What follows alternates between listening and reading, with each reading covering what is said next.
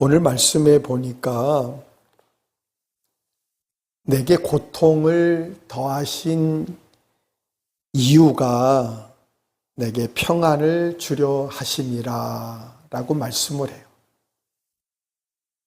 17절 말씀에 왜 나에게 이런 고통을 주셨습니까? 하고 히스기야가 하나님 앞에 기도하는 거예요. 하나님, 내가 뭐 잘못했나요? 하나님, 내가 무슨 실수했나요? 왜 나에게 이런 아픔을, 고통을 주셨습니까? 기도하면서 깨달은 게 뭐냐 하면, 하나님이 내게 고통을 더하신 이유가 내게 평안을 주시려고, 내게 기쁨을 주시려고, 내게 축복을 주시려고 하는구나 라고 하는 믿음의 은혜를 깨달았다는 얘기예요.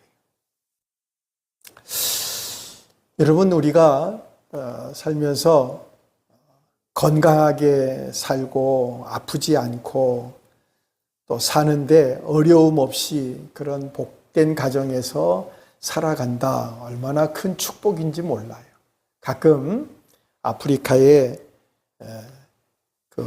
사는 아이들을 우리 탤런트들이나 이런 어떤 기아 대책 이런 데서 찾아가서 그 실상을 보면서 하루에 한 끼가 아니라 3일에 한 끼 정도밖에도, 그것도 우리처럼 잘 먹고 하는 게 아니고 겨우 풀떼기 죽 써가지고 먹고 3일을 견뎌야 되고, 또 먹을 게 없으면 그냥 그대로 물 마시면서, 근데 그 물도 참 더러운 물. 근데 그걸 보는 사람들이, 한국에서 간 사람들이 볼 때 참 눈물 나는, 그러면서 고백하는 게, 내가 지금 참 하나님 은혜 가운데 살고 있구나. 살면서 이것도 불평하고 원망하고 그리고 살았는데 거기 가보니까 내가 사는 게 원망하고 불평할 일이 아닌 것 같다라고 하는 걸 깨닫는단 말이죠. 새벽 기도하면서 다윗에 대한 말씀을 쭉 보는데, 다윗이 하나님께서 기름 부어서 왕을 세웠어요. 그것도 그 집의 막내 아들로. 그래서 기름 부어 세워서 하나님이 그를 왕으로 세워놨는데, 사울 왕이 아직 권세를 잡고 있으면서 다윗을 죽이지 못해서 막 쫓아다녀요.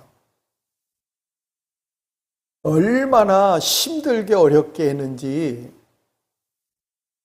다윗한테 기회가 왔어요. 사울을 죽일 수 있는 기회.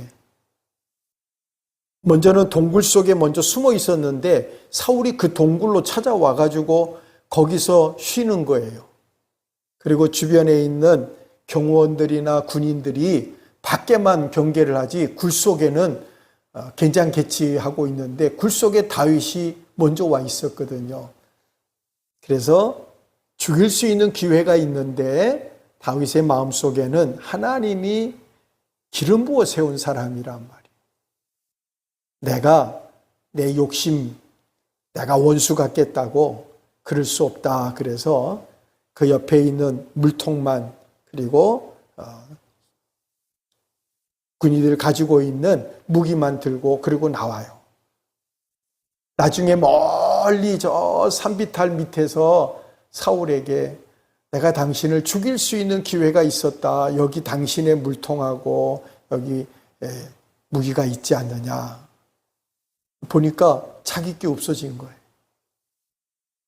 그래서 깨달았고, 나중에 또 한 번 기회가 와서 죽일 수 있는 기회가, 그래서 그 다윗을 추종하는 군인들이 명령만 내리면 그냥 창으로 확 찔러서 땅에 박을 정도로 죽여버리겠다고. 근데 아니다. 하나님이 기름 부어 세웠으니까 하나님이 처리한다. 그리고는 옷자락만 잘라가지고 나와서 나중에 내가 당신의 옷자락을 배워왔습니다. 자기 옷자락 보니까 잘려져 나간 거예요. 두 번이나 죽을 뻔한 기회가 있었던, 그래서 다시는 다윗을 내가 쫓아가지 않겠다. 그리고는 다윗을 멀리 떠난.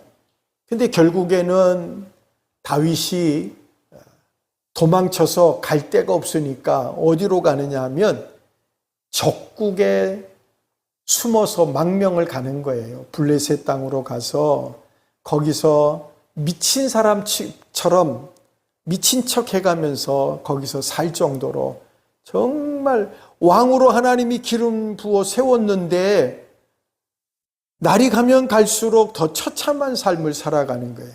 왜 그럴까? 오늘 말씀대로라면, 히스기야 왕이 고백한 대로라면 하나님이 왜 다윗에게 큰 고통을 더하셨느냐? 하나님이 평안을 주려 하심이라.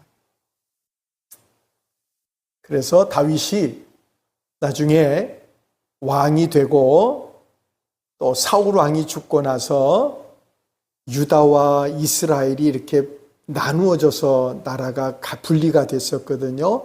이스라엘 땅에 사울 왕을 섬기던 사람들이 다윗이 하나님의 기름 부음 받은 왕이다. 그래서 다윗을 함께 섬기겠다고 해서 통합이 돼요. 나라가 이제 강성해졌는데 주변에 있는 나라들이 이대로 놔두면 이 이스라엘 나라가 강해지면 우리가 나중에 감당할 수 없다. 그래서 좀 혼란스럽고 할 때 막 전쟁을 일으키고 이스라엘을 쳐들어오고 막 이러거든요. 근데 하나님이 함께 하셔서 전쟁만 하면 다 이겨요. 뭐 많은 군대가 쫓아오고 뭐 마병이 달려오고 해도 하나님이 함께 하시니까 이스라엘을 이길 수가 없어요. 다윗이 점점 강해지는 거예요. 그래서 어느 정도 나라가 자리를 잡고 나니까 주변에 이제 다른 나라가 침범해 오려고 하는 게 아니라 종을 바치는 거예요. 뇌물을 갖다 바치면서 우리 화친을 맺읍시다. 이런 정도까지 위상이 이스라엘이 올라갔어요. 근데 어느 날 다윗이 자기 친구 요나단의 아버지가 사울이에요. 사울 아버지는 자기를 죽이려고 하는데 그 아들은 자기를 살려줬어요. 근데 이 요나단이 사실은 왕이 그 다음 사울 왕 다음에 왕이 될 자리예요. 근데 왕이 될 요나단이 다윗에게 왕권을 넘겨주고 자기는 그 욕심을 내질 않아요. 왜냐하면 하나님이 하시는 걸 아니까. 그래서 요나단과 약속한 게 있어요. 내가 절대로 이 은혜, 내가 나를 목숨을 살려준 이 은혜를 잊지 않겠다. 그래서 사울이 죽고 요나단이 죽고 나라가 어느 정도 자리를 잡고 나니까 그 약속한 게 생각이 나요. 요나단 친구하고 자기를 사울 왕이 죽이려고 할 때 몇 번이나 도와주고 자기 목숨을 구해줬던 자기 친구 요나단이 생각이 나서 사람들에게 사울의 집안에 누가 있느냐라고 물어보니까 조사해 보니까 그 집에서 종살이 하던 시바라는 사람이 있습니다. 그래, 그럼 빨리 데리고 와라. 그래서 잡아오니까 이제 당시나 지금도 옛날도 마찬가지입니다만은 이게 왕권이 바뀌고 나면 숙청을 하잖아요. 왜냐하면 위협이 있을 만한 그런 사람들은 아예 싹 다 죽여버리거든. 근데 지금까지는 조용히 잘 지냈는데 갑자기 호출이 와서 다윗에 끌려가는 거죠. 다윗이 네가 시바냐? 예, 맞습니다. 그래, 요나단 사울의 집안에 자손이 누가 가족이나 누구나 남아있는 사람이 있냐라고 물어봐요. 그러니까 처음에 겁이 나잖아요. 씨를 말리려고 하는 건 아닐까 하는 걱정도 두려움도 있잖아요. 그런데 다윗이 내가 다른 것 때문이 아니라 내가 요나단과 약속한 게 있다. 내가 그 친구를 위해서 내가 은혜를 받았으니까 내가 은혜를 갚으려고 한다. 그래서 시바가 요나단의 아들이 하나 있습니다. 근데 사울과 요나단이 죽었다는 얘기를 듣고 종이 그 아이를 데리고 도망치다가 그만 떨어뜨려 가지고 두 다리가 다 부러져 버렸어요.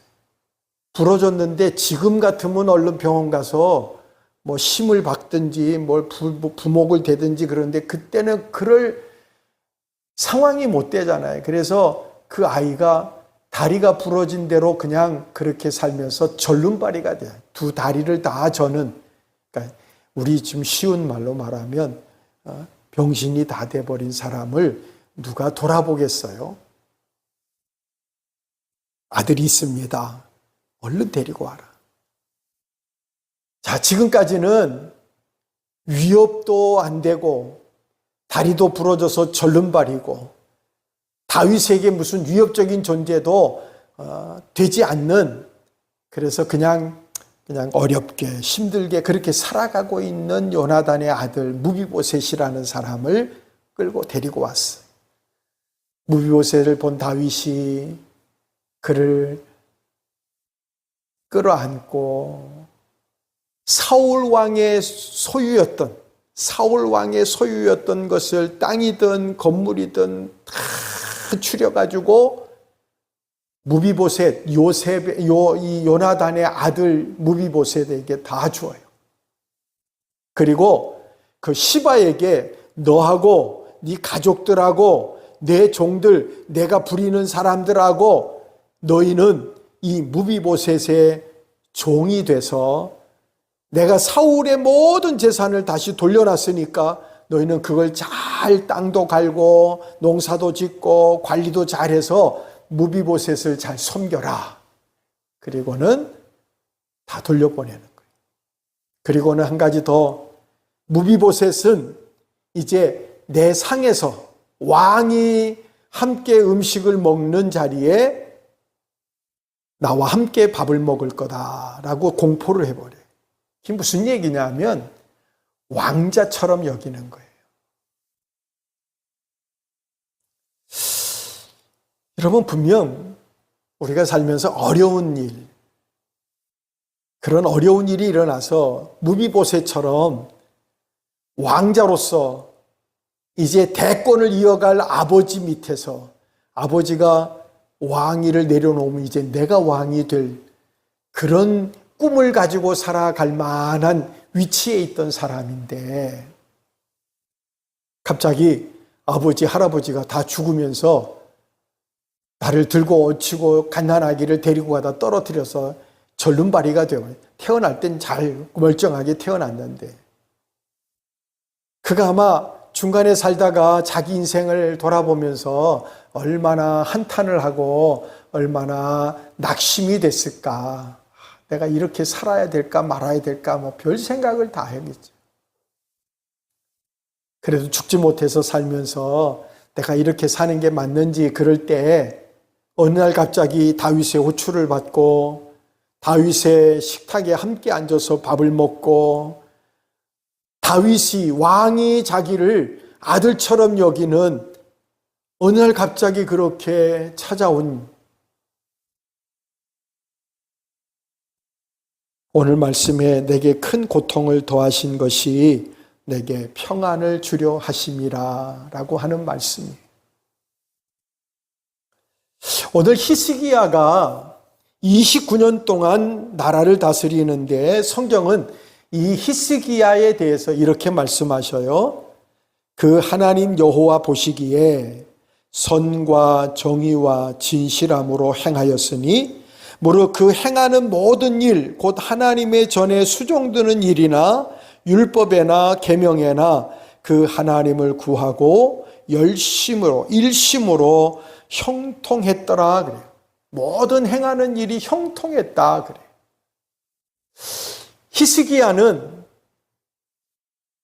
율법을 지키는 일, 계명을 지키는 일, 하나님의 전을 섬기는 일, 나라를 다스리는 일, 이 모든 일에 하나님을 구했다 그래요. 하나님을 구했다. 하나님께 구했다는 말은 기도했다는 얘기죠. 하나님을 앞세웠다는 거예요.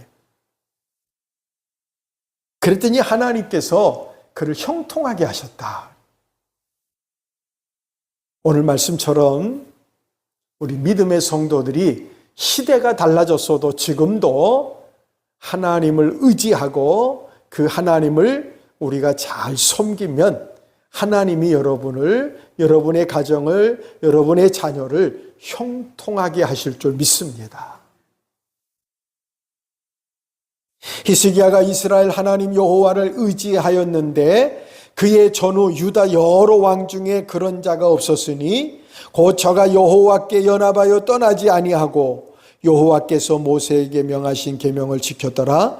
여호와께서 저와 함께 하심에 저가 어디로 가든지, 한번 따라 하십니다. 어디로 가든지 형통하게 하셨다. 요즘 구약 성경을 보면서 믿음의 사람들에게 하나님이 주셨던 말씀 중에 귀한 말씀 단어가 뭐냐면 이 형통이더라고요. 어려운 가운데서도 하나님을 믿고 의지한 사람들에게 하나님이 형통하게 하신. 오늘 히스기야가 왕으로서 성군이었어요. 다른 어떤 왕보다 훌륭한 왕이었고 삶이 늘 형통한 삶을 살았다는 거예요.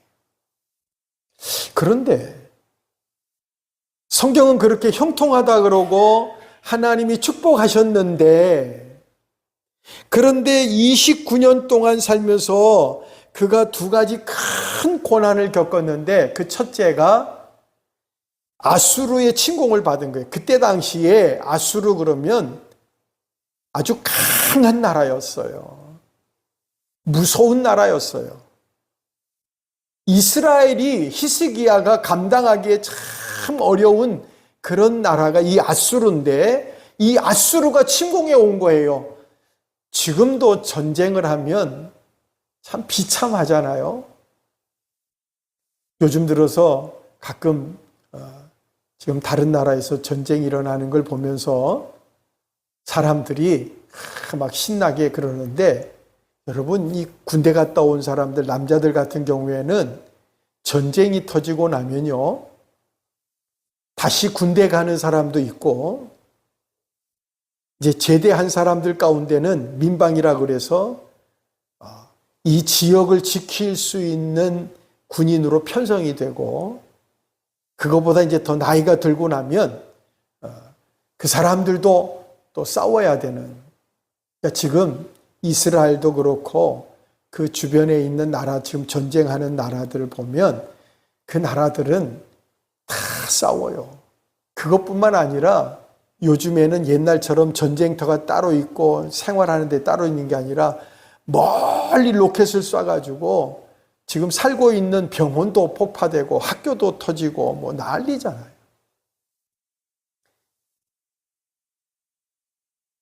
아수르가 침공해 온 거, 이게 히스기야가 29년 동안 하나님이 형통케 하셨는데 첫 번째 고난이었고, 두 번째가 뭐냐 하면 건강이었어요. 건강 문제가 생겼어요.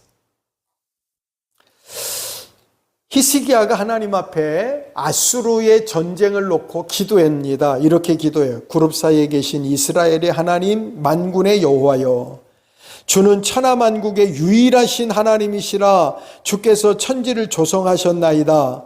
여호와여, 귀를 기울여 들으시옵소서.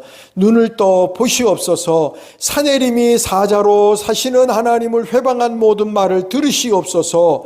하나님 여호와여, 이제 우리를 이 손에서 구원하사 천하만국의 주만 여호와신 줄을 알게 하옵소서. 아수르가 쳐들어와서 막 협박하고 조롱하고 그러니까 하나님 앞에 히스기야가 왕이 왕복을 벗어버리고 죄를 무릅쓰고, 그리고는 하나님 앞에 기도한, 하나님 들어보세요. 하나님 저 지금 이 상황을 좀 지켜보세요. 저 무지막지한 무식한 사람들이 쳐들어와서 다 죽이겠다고 볼을 놓고 협박을 하는데 하나님께서 도와주시옵소서. 그래서 하나님이 우리를 구원해 주셔서 하나님만이 유일한 하나님이라는 사실을 저들로 알게 해달라는 거예요.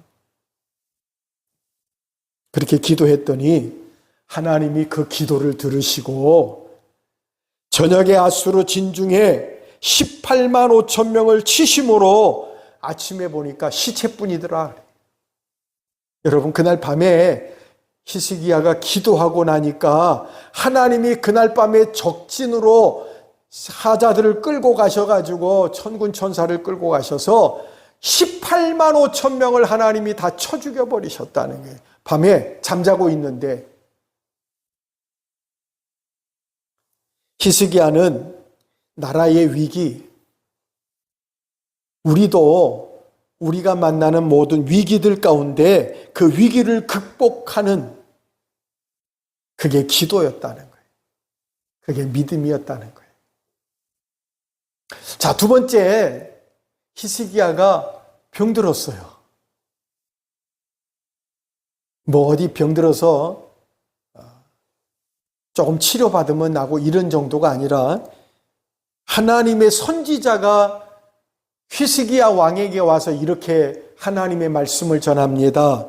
하나님이 너는 내 집에 유언하라. 내가 죽고 살지 못하리라. 아픈 정도가 아니고 사형 선고를 내리는 거예요. 너는 내 집에 내 자녀들, 내 아내에게, 내 부모에게, 내 형제들에게 유언해라. 하나님이 너 죽는단다. 여러분, 이게 하늘이 무너지는 청천벽력 같은 얘기지요. 히스기야가 그때에 성경을 보니까 벽을 향하여 섰다 그래. 그 말을 왕이 왕궁에서 하나님의 선지자가 찾아와서 하는 말을 듣고 히스기야 왕이 한 게 뭐냐면 벽을 향하여 서서 벽을 향했다는 거예요. 그게 뭐냐 하면 하나님의 얼굴을 바라본 거예요. 하나님을 바라봤다는 거예요. 하나님의 선지자가, 하나님이 보낸 선지자가 와서 너 죽는다 라고 얘기하는데 하나님 앞에 머리 숙여 기도했다는 얘기죠. 이렇게 기도합니다. 여호와여 구하오니 내가 주의 앞에서 진실과 전심으로 행하며 주의 목전에서 선한 일을 행한 것을 기억해 주옵소서. 그리고 통곡했다는 거예요. 여러분, 생명은 하나님께 달려 있잖아요. 사는 것도 죽는 것도 하나님의 주권에 달려 있잖아요. 하나님 앞에 그렇게 벽을 향하여서 기도하고 나니까 하나님이 그 기도를 들으시고 히스기야의 생명을 15년 연장시켜 주셨어요. 할렐루야.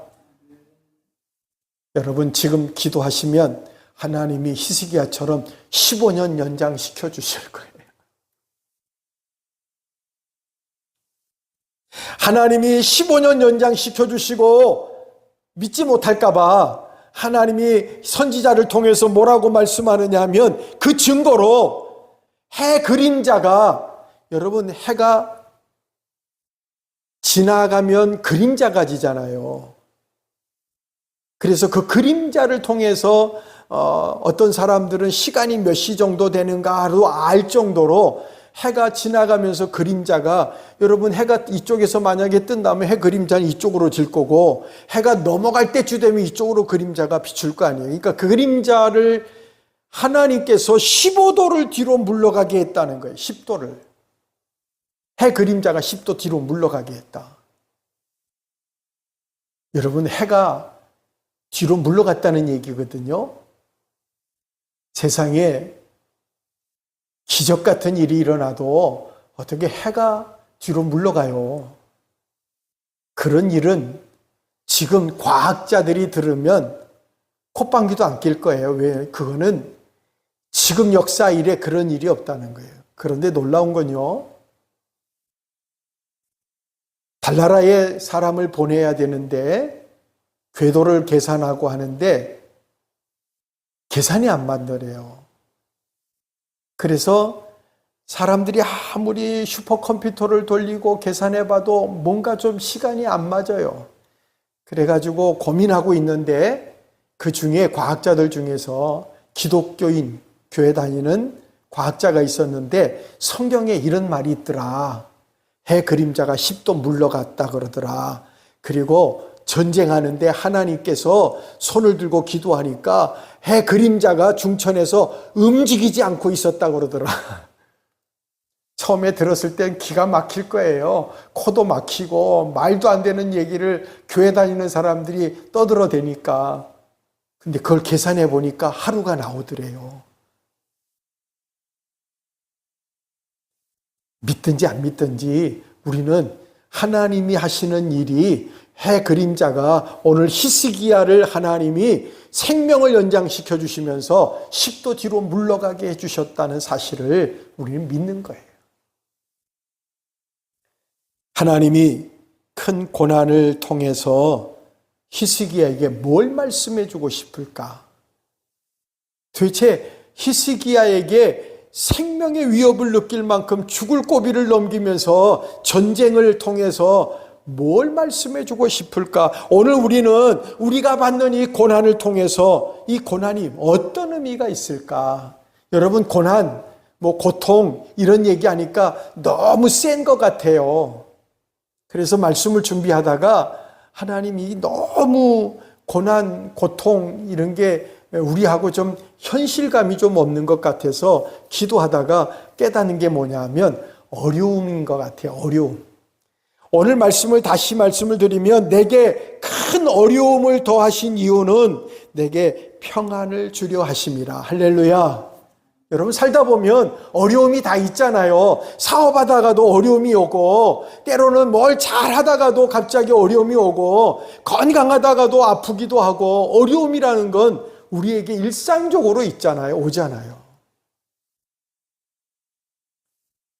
첫 번째는 오늘 히스기야에게 이 어려움을 주신 이유는 생명의 주인이 하나님이다라는 걸 알려주신 거예요. 한번 따라 하십니다. 생명의 주인이 하나님이시다. 생명의 주인이 하나님이라는 사실을 말씀해 주는 거예요. 오늘 16절에 보니까 주여 사람의 사는 것이 이에 있고 심령의 생명도 여기 있다 그랬어요. 여러분, 기도할 때 죽을 병에 들렸을 때 히스기야가 벽을 향하여 서서 하나님을 향하여서 생명을 지켜달라고, 하나님 구원해달라고 기도했단 말이에요. 히스기야 왕이 나의 생명이 하나님께 있습니다 라는 신앙 고백이. 할렐루야. 여러분, 나의 생명이 하나님의 손에 달려있다라는 거예요. 이게 우리의 신앙의 기초신앙이에요.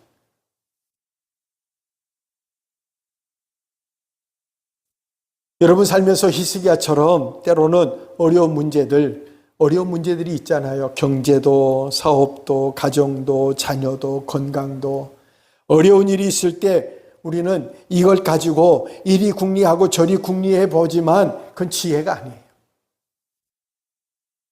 여러분, 그건 불신앙이에요. 신앙이라는 건 하나님께서 이 세상을 주관하시기 때문에 하나님이 다 주권을 가지고 다스린다라고 믿는 거예요. 히스기야가 아수르가 쳐들어오고 죽을 거라고 하는 하나님의 명령을 듣고 났을 때 세상적인 방법을 생각하지 않았어요. 하나님 앞에 가지고 나갔어요. 그리고 하나님 앞에 내려놓고 기도했어요.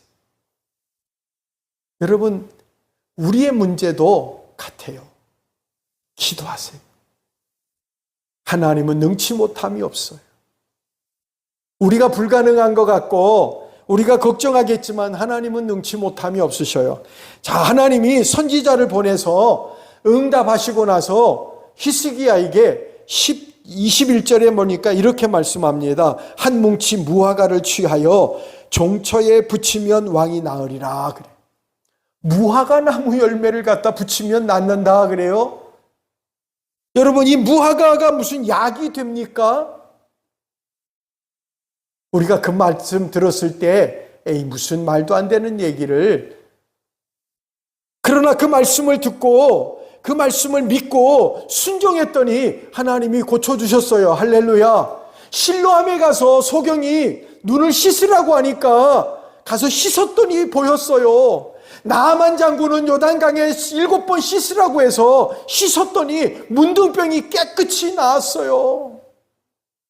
그게 믿음이라는 거예요. 그게 믿음.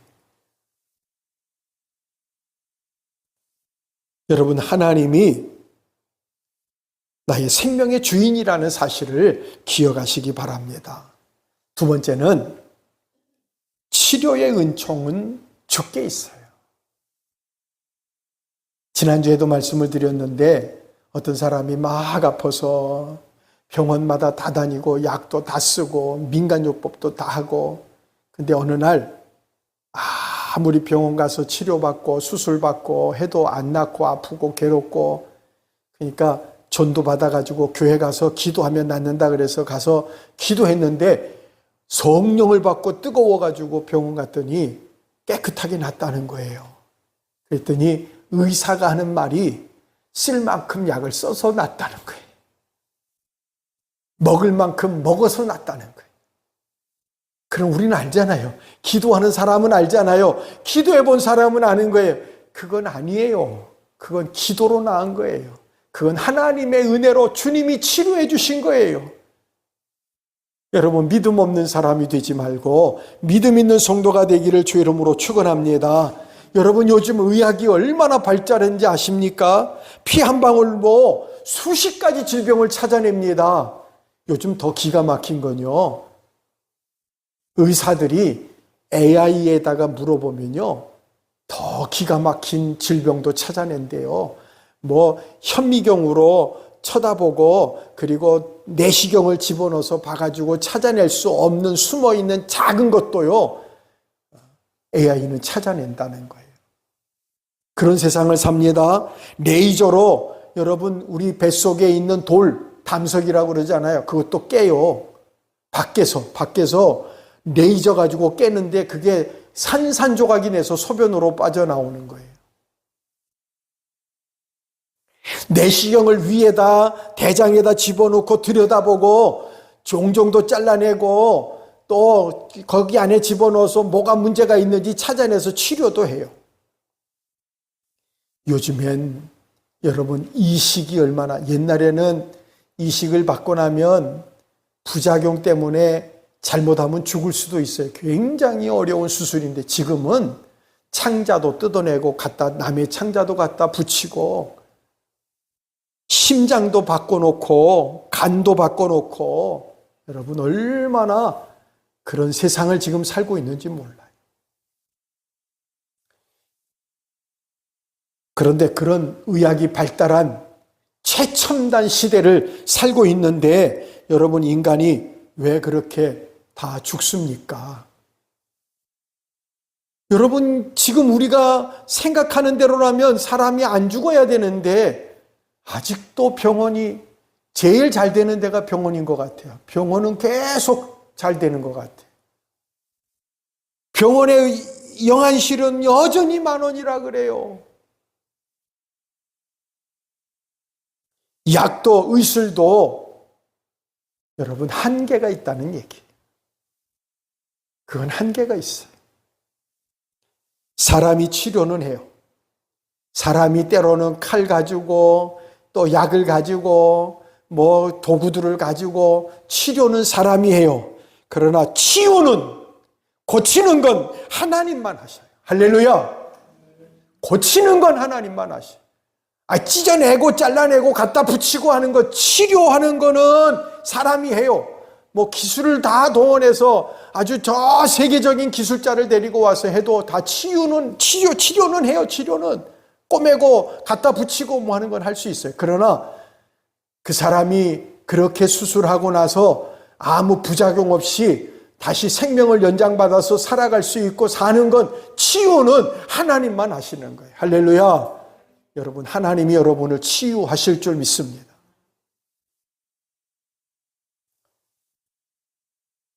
마지막으로 하나님이 구원의 은혜를 깨닫게 하시는 거예요. 오늘 하나님이 내게 큰 어려움을 주신 이유는 내게 평안을 주려 하심이라. 하나님이 나를 구원해 주시는구나. 하나님이 나를 지켜주시는구나. 치료해 주시는구나. 하나님이 나의 생명의 주인이시구나. 여러분 그걸 깨닫고 하나님 앞에 영광 돌리는 성도가 되기를 바랍니다. 여러분 죄가 얼마나 무서우냐면 고린도 교회를 향해서 이런 말씀을 하신 게 있어요.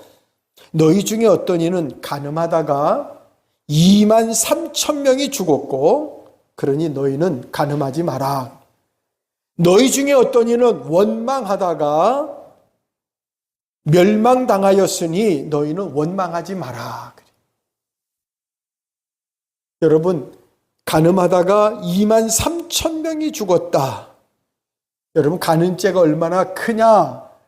그렇게 말한다면 23,000명이 죽을 만큼 큰 죄라는 거예요. 원망이라고 하는 게 뭐냐? 여러분 이스라엘 백성이 애굽에서 나와서 광야를 지나갈 때 60만 명이라 그래요. 60만 명. 그것도 남자만 장정만. 여자들과 노인들과 어린아이들을 계산하면 여러분 거기에 3배는 더 들어간다고 보면 돼요. 근데 성경에 60만이라니까 60만 명이 광야에서 왜 죽었느냐? 원망하다가 죽었어요. 원망하다 죽었다는 거예요. 그런데 하나님은 그런 죄인을 용서해 주셔요. 할렐루야. 오늘 저와 여러분이 죄를 회개하면 하나님은 따지고 묻지 않고 우리에게 용서해 주셔요. 오늘 17절에 이렇게 말씀합니다. 나의 모든 죄를 주의 등 뒤에 던지셨나이다. 그래. 여러분 절 좀 보세요. 오늘 히스기야에게 하시는 말씀이 우리의 모든 죄를 주님이 등 뒤로 던져버리셨다. 전에 제가 설교하면서 등 뒤가 뭐냐? 이 설명을 제가 드렸는데 여러분 바닷가에 가면 자갈이 많잖아요. 그 자갈을 하나 주워요. 뭐 특별하게 옥돌로 만든 게 아니고 그 돌멩이 중에 하나를 집어가지고 뒤로 돌아요. 그리고는 뒤로 던져버리면 뒤에서 떨어지는 소리가 납니다. 툭 하고 떨어져요. 그런데 그때 뒤돌아서 찾을 수 있어요, 없어요? 못 찾아요. 왜요? 똑같은 돌이에요, 다. 그래서 우리의 죄를 오늘 등 뒤로 던지셨다는 말이 그런 뜻이라고 설명을 드렸어요, 설교하면서. 오늘 이 등 뒤라고 하는 말이 무슨 뜻이냐면 주님이 보시지 않는 곳, 주님이 기억하지 않는 곳, 주님이 보시지 않는 곳, 기억하지 않는 곳으로 그 죄를 집어 던져버렸. 하나님께서 그 죄를 다시는 꺼내지도 않고 기억도 안 하고 생각도 안 하게 하나님 다 던져버렸다는 거예요. 우리가 회개하면 하나님 우리 죄를 용서해 주시는데 그렇게 하셨다는 거예요. 히스기야가 죽음의 환난에서 자신의 죄악을 깨닫고 하나님께 기도할 때 하나님이 응답해 주신 것처럼 오늘도 하나님이 주시는 귀한 은혜가 여러분 어려운 가운데 무릎 꿇고 기도하시면 응답해 주실 줄 믿고 하나님을 더욱 의지하는 우리 성도들 되시기를 주의 이름으로 축원합니다. 기도하겠습니다. 살아계셔서 역사하시는 우리 아버지 하나님, 오늘도 하나님이 살아계심과 찾는 자들에게 상 주심을 믿고 감사합니다. 오늘 이 말씀 듣고 히스기야처럼 우리도 믿음으로 살게 해 주옵소서. 벽을 향하여 서서 하나님께 기도하게 하시고 하나님 앞에 내려놓고 간구하게 해 주옵소서. 그럴 때 하나님께서 우리를 도우셔서 모든 문제가 해결되고 기적이 나타나게 도와주시옵소서. 지금은 괸머리가 되시는 우리 구주 예수 그리스도의 은혜와 하나님 아버지 사랑하심과 성령님의 교통하시고 위로 역사하심이 머리 숙인 성도들과 가정과 사업과 자녀들 속에 지금으로부터 영원토록 함께 있을지어다. 아멘.